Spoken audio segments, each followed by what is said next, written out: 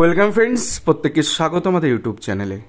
যে সমস্ত ভিউয়ার্সরা প্রথমবার চ্যানেলটি দেখছেন তারা অবশ্যই চ্যানেলটিকে সাবস্ক্রাইব করে দেবেন এবং চ্যানেলের পাশে থাকা বেল আইকনটি প্রেস করবেন, যাতে এই ধরনের খবরাখবর সবচেয়ে আগে সবচেয়ে দ্রুত আপনাদের কাছে পৌঁছে যায়। তো আজকে যে বিষয় নিয়ে আমরা আলোচনা করব সেটা হচ্ছে বাজারে এলো নতুন গুজব, টেট 2014 নাকি বাতিল হতে চলেছে। না, সার্টেন একটা আরটিআই রিপোর্ট, যার বেসিসে একটা সমাজের বিষ বাষ্পে নতুন করে আবার একটা অক্সিজেন যোগানো হয়েছে, যেখানে গিয়ে বলা হচ্ছে 2014 টেট বাতিল হবে না। আরটিআই রিপোর্টে একজন প্রার্থীর নাম্বার দুরকম দিয়েছে। তো আমরা তো টিআরএস ইউটিউব চ্যানেল, আমরা প্রতিটা জিনিসের সত্যতা বের করার চেষ্টা করি, আর আমরা চাই না যে মানুষের জীবন নিয়ে ছিনিমিনি খেলা হোক কোনো একটা বিভ্রান্তকর জিনিস নিয়ে। তো সেক্ষেত্রে যোগ্য যারা আছে বরাবরই আমরা তাদের পাশে ছিলাম, যারা যোগ্য বঞ্চিত আছে তাদের পাশেও আমরা আছি, এবং সেই সাথে সাথে আমরা চাই যে অন্যায়ের জায়গায় ন্যায় প্রতিষ্ঠা হোক, সেটা যে কোনোভাবেই হোক না কেন। তো সেখান থেকে এই যে সম্প্রতি 2014 ওএমআর বিভ্রাট, যেটা নিয়ে পুরো বাওয়াল হচ্ছে, অ্যাডভোকেটদের মধ্যে কথাবার্তা হচ্ছে, যোগ্য বঞ্চিতদের মধ্যে কথাবার্তা হচ্ছে, ইন সার্ভিসদের মধ্যে আলোচনা হচ্ছে, সব স্তরে ছড়িয়ে পড়েছে যে 2014 টেট বাতিল হবে। তো আপনাদের শুরুতে একটা কথা বলি, 2014 টেটের পরিপ্রেক্ষিতে এখনও পর্যন্ত নট এ সিঙ্গেল ডকুমেন্ট প্রতিস্থাপন হয়েছে যাতে করে টেট বাতিল হবে। দেখা এক এক করে।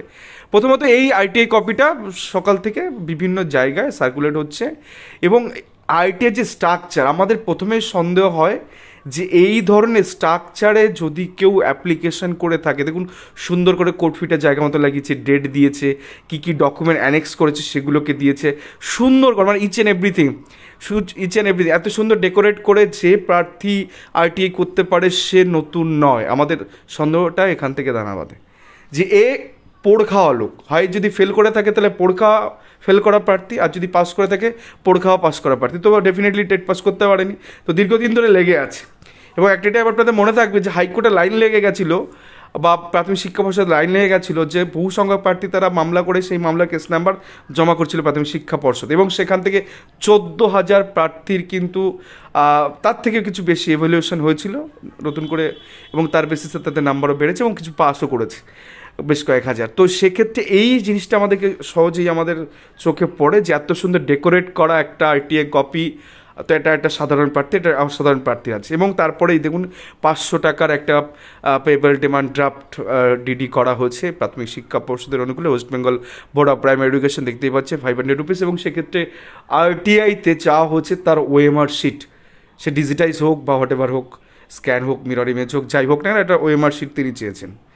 তো এই পর্যন্ত সন্দেহের কোনো জায়গা নেই, এবং এই প্রার্থীকেই দুটো ওএমআর শিট পাঠানো হয়েছে সেটা নিয়েও সন্দেহ নেই, এবং দুটো ওএমআর শিটে দুটো নাম্বার যে তারই সেটা নিয়েও সন্দেহ নেই।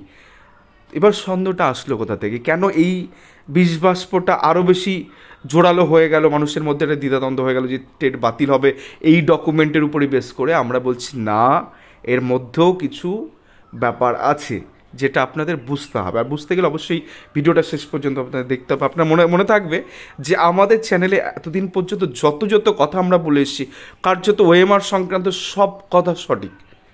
যে সিবিআই দেওয়া কথা ওটা মিথ্যা ছিল, ওএমআর মেশিনগুলো স্ক্যান করতে পারে কিন্তু ইমেজ ধরে রাখতে সক্ষম না। যাই হোক, আমরা সে বিষয়ে যাচ্ছি না। আমরা ওএমআর এর যে ওএমআর ডিজিটাইজ ওএমআর শিটটা দেখা এই প্রার্থীর, তো ওই পশ্চিম মেদিনীপুর এই প্রার্থীর সার্টেন যে প্রথম আরটিআইতে তিনি করে, মানে প্রথম যে ওএমআর শিটের যে ডিজিটাইজ কপি তিনি পেয়েছেন, অ্যাকচুয়ালি এটা দ্বিতীয় দফার ওএমআর শিট, সেখানে তার প্রাপ্ত নাম্বার হচ্ছে 76 তার প্রাপ্ত নাম্বার 76। তো 16, 11, 18, 8 সামথিং এরকম কিছু আছে, এবং পরবর্তীতে 23 না কত আছে, টোটাল যোগ করে নাম্বারটা দাঁড়াচ্ছে 76। এটা কিন্তু সেকেন্ড দফার ওএমআর শিট। তাহলে ফার্স্ট দফায় তার নাম্বার কত ছিল?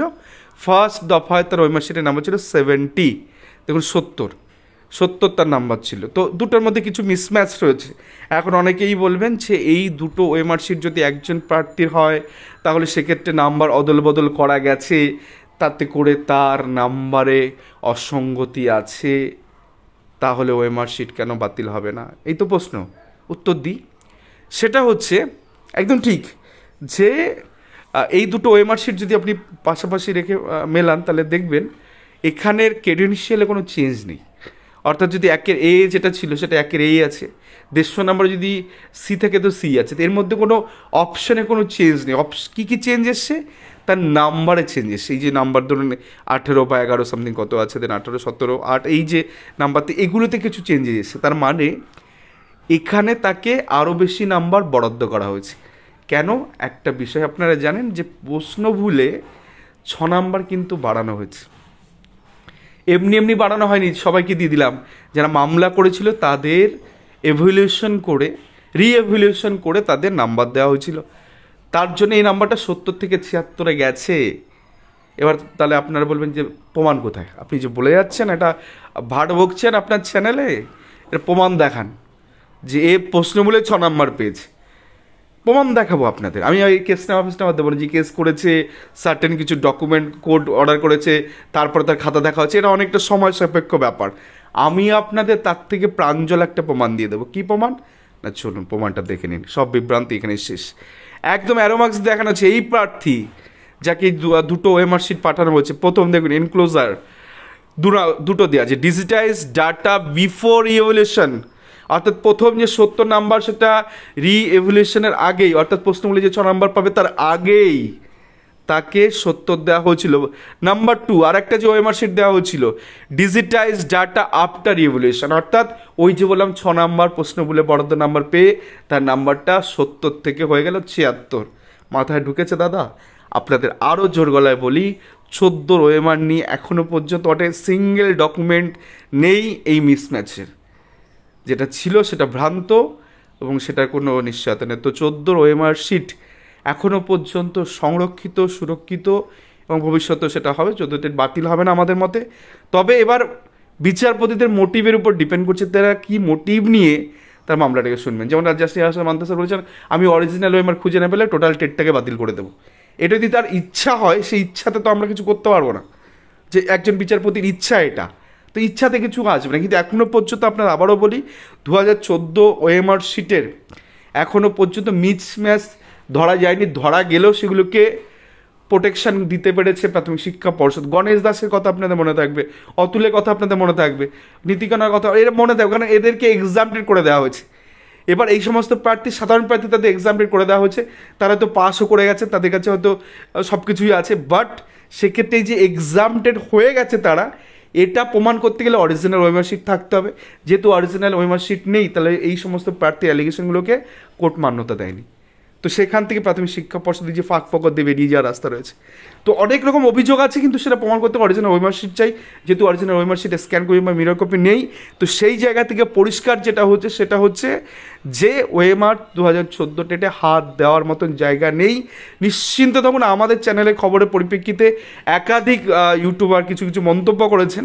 তারা এমনটাও বলেছেন যে আমরা ভুল বোঝাচ্ছি, মিসগাইড করছি। আমি আবারও বলছি, একদম যে ইনভেস্টিগেশন অফিসার আছে তার সাথে কথা বলেই বলছি। এই মামলার যিনি ইনভেস্টিগেশন অফিসার, যিনি আইও আছেন, তার সাথে পর্যন্ত কথা হয়েছে এবং তিনিও বলেছেন যে তার সাবমিশন এটাই যে কার্তুজহীন বন্দুক তাদেরকে দেওয়া হয়েছে, এখান থেকে কিছু প্রমাণ করা সম্ভব নয়।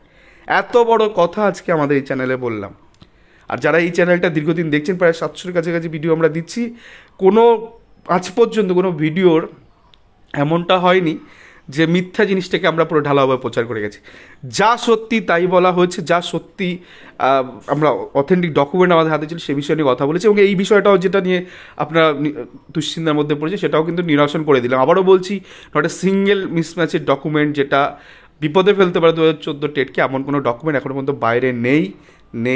যা আছে সেগুলোকে পর্ষদ ট্যাগেল করেছে এবং তার ক্লারিফিকেশান পর্ষদ দিয়েছে। তো সেই জায়গা থেকে 14 টেট বাতিল হবে বলে মনে হয় না, বা হচ্ছে না, এটা ধরা যায়। এবার বিচারপতি মোটিভের উপর ডিপেন্ড করছে, তিনি কোন আঙ্গিকে এটাকে দেখছেন, যেটা শুরু থেকেই এটা নেগেটিভভাবেই অ্যাপ্রোচ করেছে। বাট বেনিফিট অফ ডাউট প্রার্থীদের পাওয়া উচিত, সেক্ষেত্রে টেট বাতিল হবে না।